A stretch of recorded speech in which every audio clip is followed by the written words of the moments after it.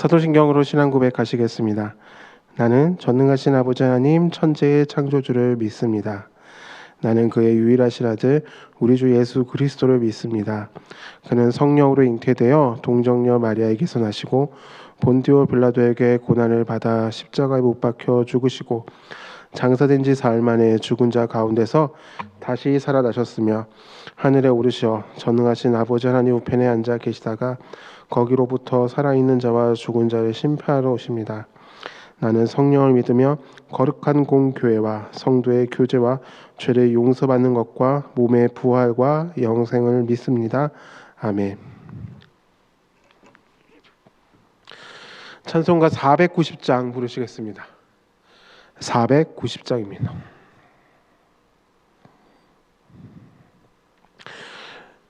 주여 지난 밤 내 꿈에 배었으니 그 꿈 이루어 주옵소서.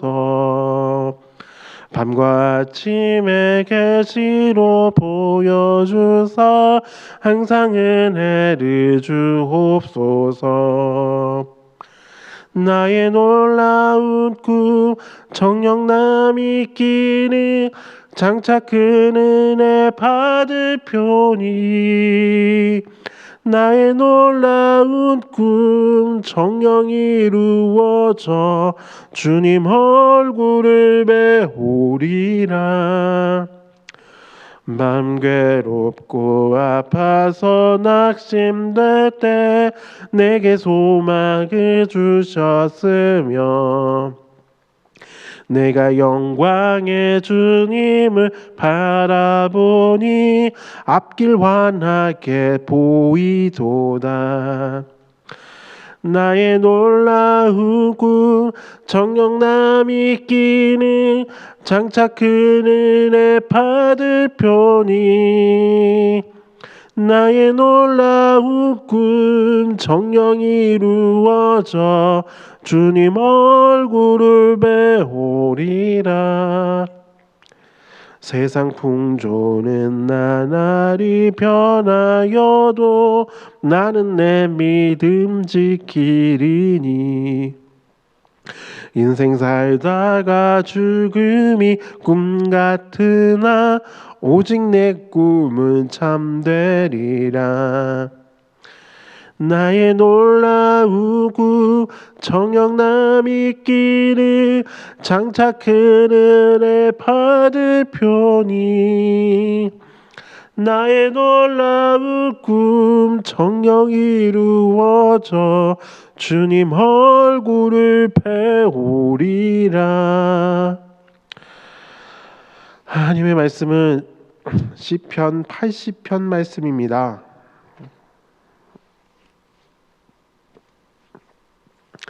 시편 80편 1절에서 19절까지의 말씀을 함께 보시겠습니다.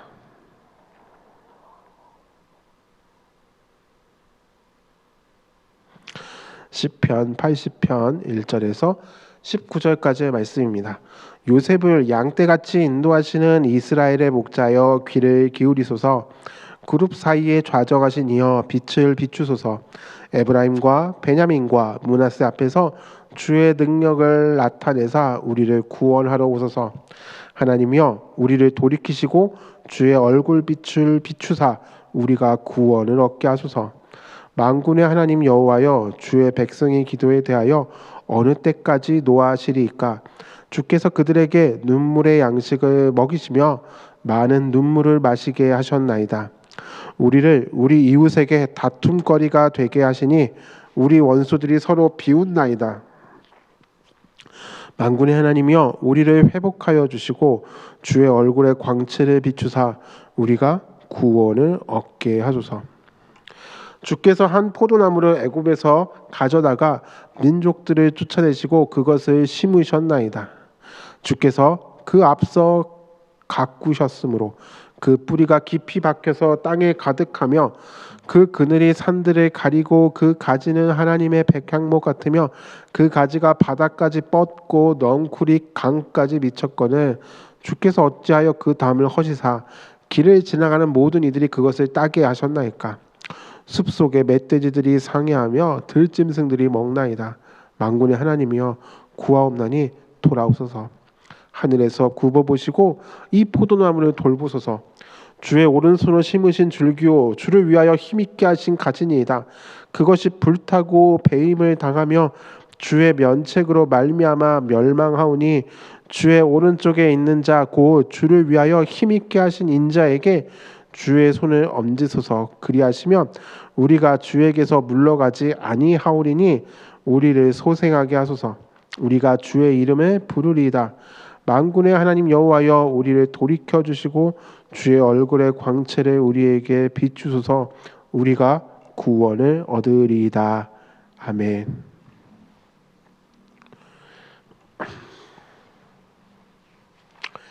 79편은 다음과 같이 끝납니다. 13절에 우리는 주의 백성이요 주의 목장의 양이니 우리는 영원히 주께 감사하며 주의 영예를 대대 전하리이다.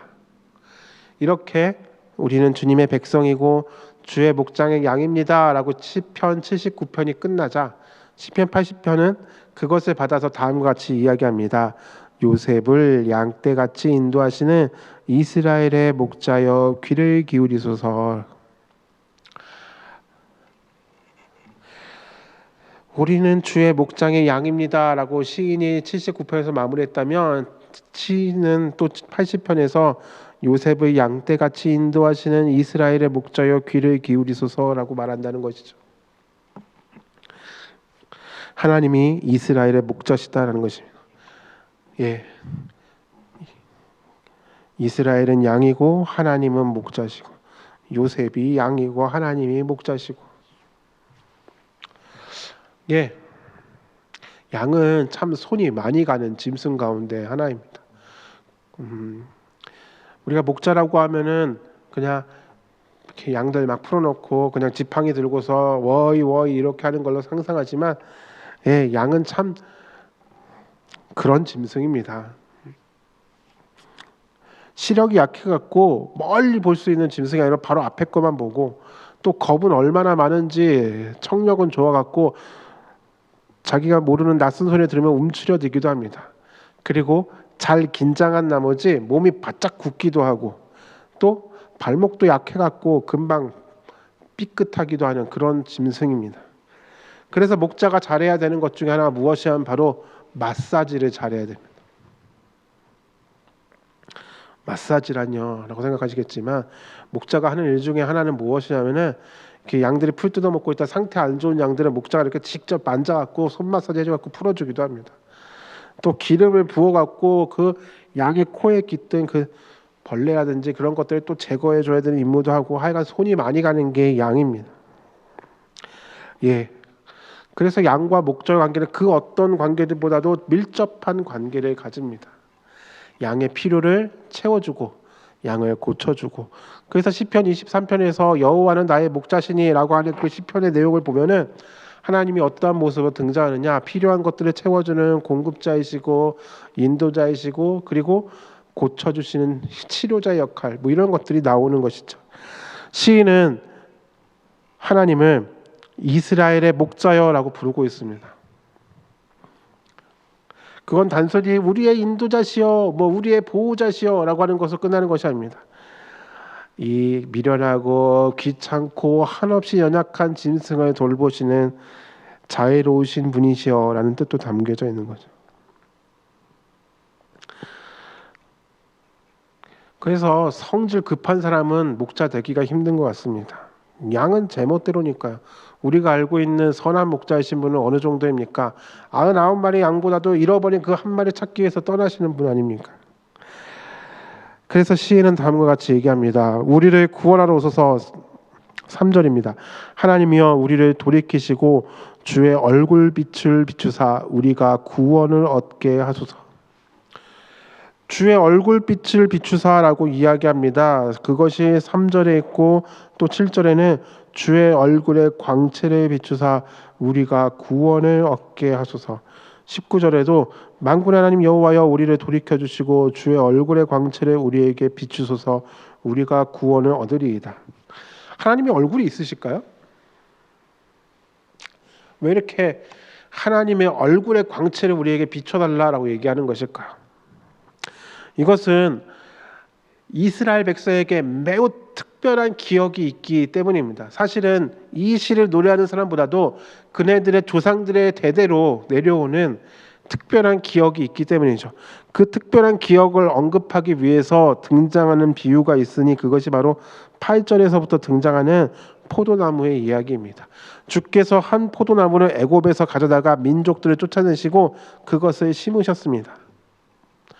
포도나무는 이스라엘 백성이고 애굽에서 가져다가 민족들을 쫓아내셨다는 것은 출애굽과 가나안 정복의 이야기죠.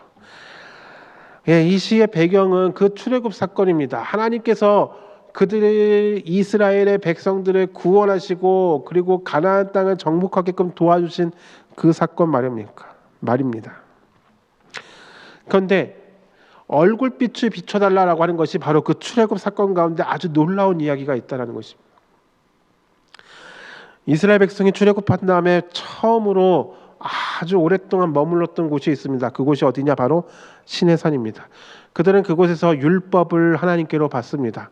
우리가 흔히 오순절이라고 얘기하는 그 맥추절, 77절이라고 불리는 절기는 어떤 날이냐면 바로 이스라엘 백성의 입장에서는 그들이 하나님께로부터 율법을 부여받은 날이라고 생각을 합니다.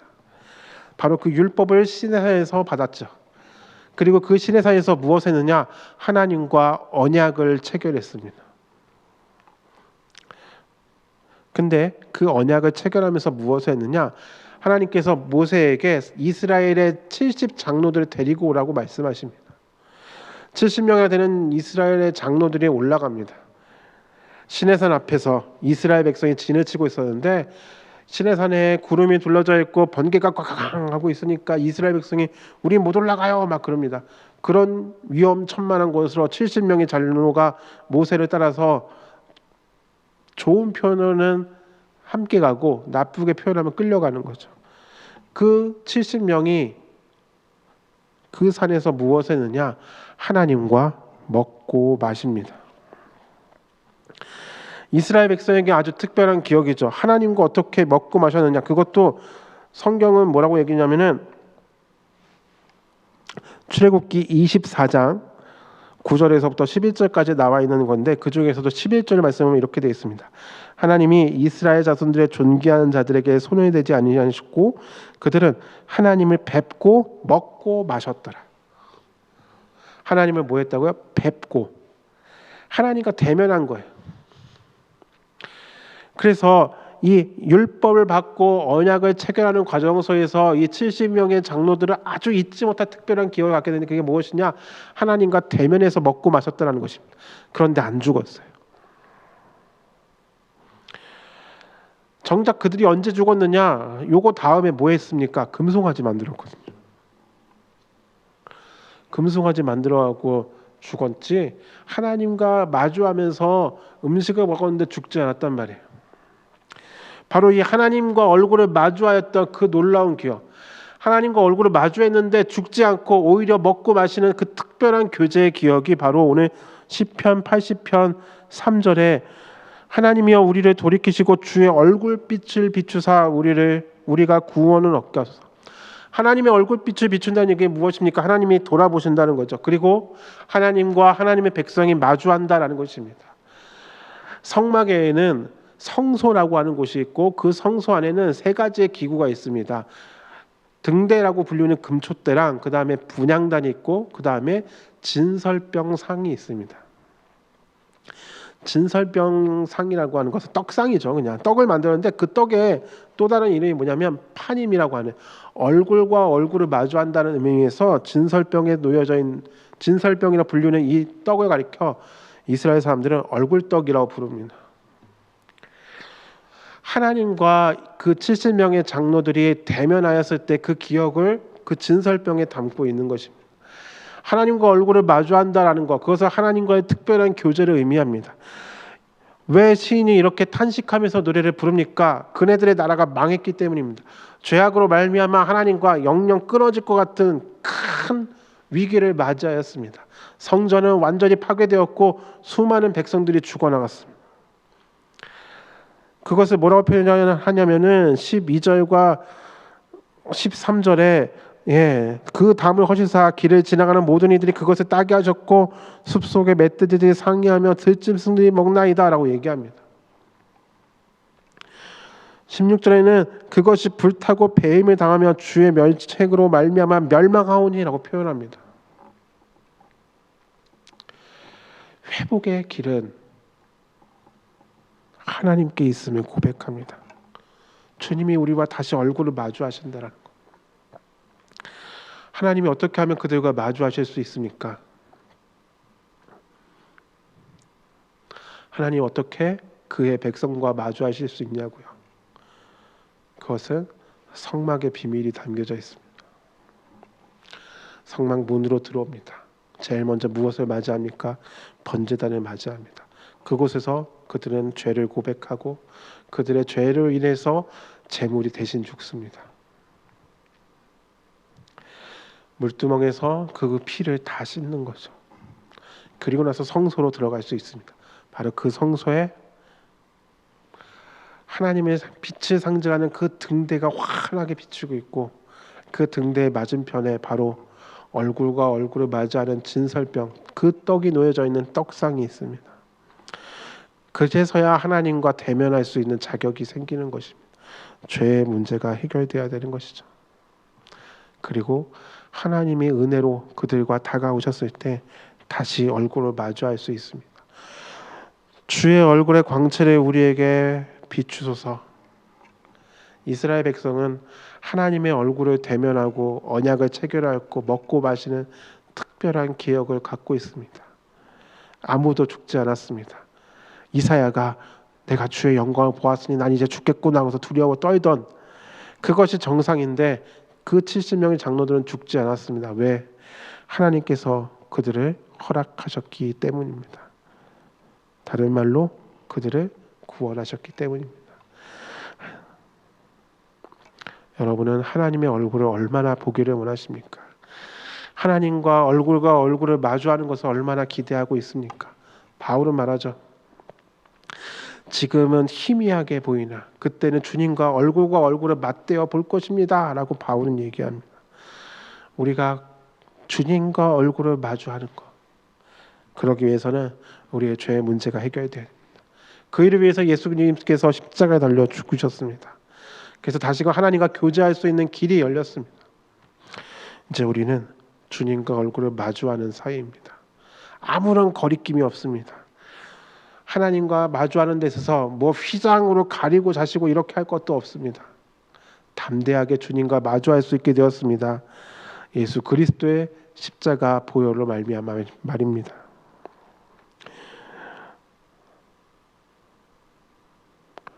주님과 마주하고 계십니까?